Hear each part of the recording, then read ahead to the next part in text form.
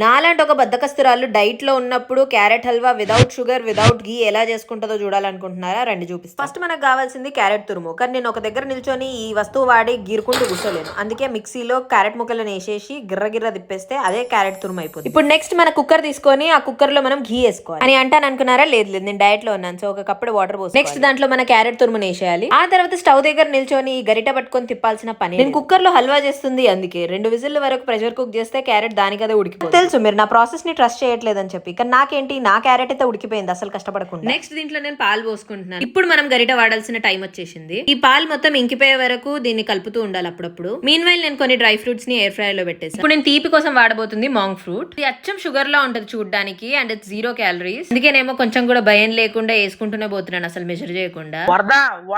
సరే ఆపేసాలే గానీ పాలు మొత్తం ఇంకిపోయాక ఇలా మిల్క్ సాలిడ్స్ మాత్రమే మిగిలిపోయి అదే మనకు హల్వాలో కోవా వేసిన ఫీల్ ఇస్తుంది అనమాట. ఆ తర్వాత మనం ఎయిర్ ఫ్రై చేసుకున్న డ్రై ఫ్రూట్స్ వేసేసుకుంటే మన రుచికరమైన 0 షుగర్ 0 ఘీ క్యారెట్ హల్వా రెడీ.